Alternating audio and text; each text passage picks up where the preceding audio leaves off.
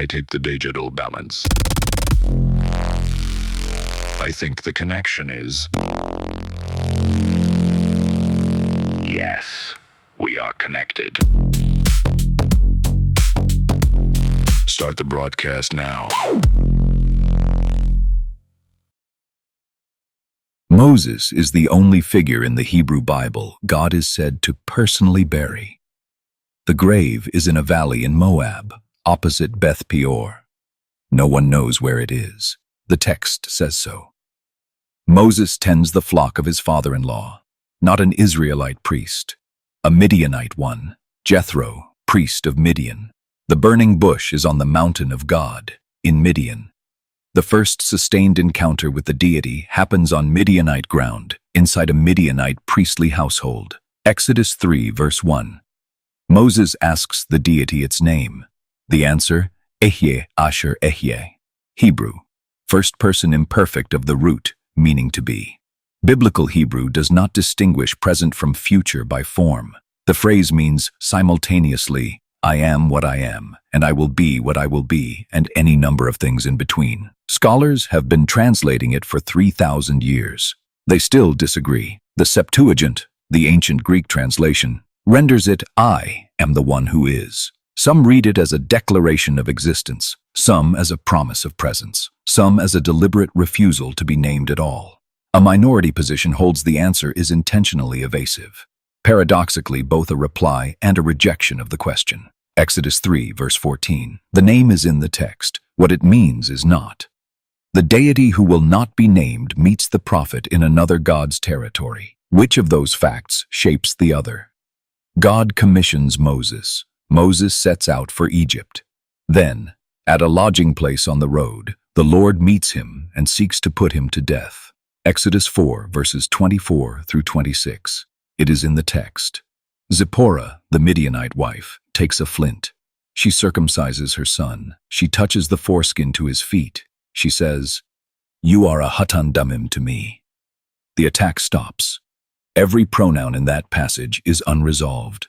Who is attacked? Moses or his son? The text does not say. Whose feet are touched? The text does not say.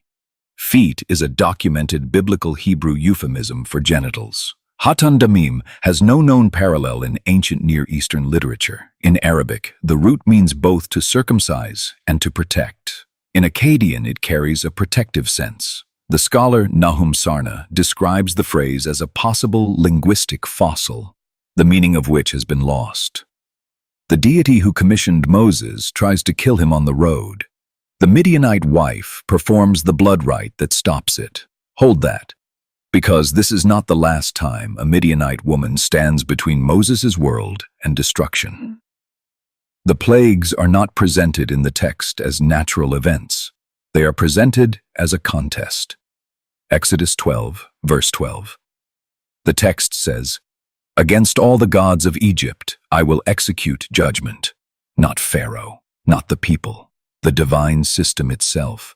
The Egyptian magicians, the Chartumim, replicate 3 signs. Staff becomes serpent, water becomes blood. Frogs, they match each one. The 4th they cannot replicate. Lice, gnats. They look at what they cannot duplicate and say, "This is the finger of God." After that, they disappear from the contest. The text frames the plagues as a power confrontation between competing divine systems. That framing is explicit. Exodus 12, verse 12. 3 manuscript traditions preserve Deuteronomy 32, verse 8. They do not agree on one phrase. The Masoretic text, the basis of most modern English Old Testaments, the oldest complete Hebrew manuscript dated 1008 CE, reads, "He set the boundaries of the peoples according to the number of the sons of Israel." A fragment from Qumran, the Dead Sea Scrolls, roughly 1,000 years older than the Leningrad Codex, reads, "According to the number of the sons of God." The ancient Greek Septuagint reads, "angels of God." One phrase, 3 readings. Both primary documents exist. Both cannot be the original. The resolution is not in the record. The sons of Israel did not exist when the nations were divided at Babel. Both readings cannot be original. Which is the older text? Numbers 21. Israel is complaining in the wilderness. God sends serpents. People die. Moses intercedes. God's instruction, make a fiery serpent, mounted on a pole. Anyone bitten who looks at it will live. Moses makes a bronze serpent. It works. The object stays. It is not destroyed. It is kept. 2 Kings, chapter 18. King Hezekiah's reform. He broke into pieces the bronze serpent that Moses had made. The text's explanation, for until that time the Israelites had been offering sacrifices to it, burning incense to it. The object's name, Nehushtan. The Hebrew encodes 3 words, Nahash, snake, Nechoshet, bronze, and the name itself. Wordplay built into the thing God told Moses to build. The text says Moses made it. The text says Israel worshipped it. Both are in the record. A sacred object, constructed on divine instruction, becomes what it was supposed to heal people from. God eventually orders it destroyed. 2 Kings 18, verse 4. It requires no embellishment. Plant that. The Nehushtan pays off. Israel camps at Shittim in Moab. Numbers 25. The men couple with Moabite women. The Moabites invite them to the sacrifices of their gods. Israel yokes itself to Baal Peor. God's anger. A plague. Moses is ordered to hang the leaders. An Israelite man named Zimri ben Salu, a leader of a Simeonite clan, brings a Midianite woman into the camp. Her name is Cosbi, daughter of Zur, a Midianite chief. Phinehas, son of Eleazar, picks up a spear and drives it through both of them in the tent. The plague stops. Numbers 25, verse 9. 24,000 dead. 1 Corinthians 10, verse 8.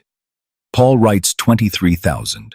Same event. Both numbers are in canonical texts. They do not agree. Proposed harmonizations exist. The daily count versus the total, a different tradition, a scribal error. None is established fact. The discrepancy is on the record. Psalm 106, verse 28. They joined themselves also to Baal Peor and ate the sacrifices of the dead.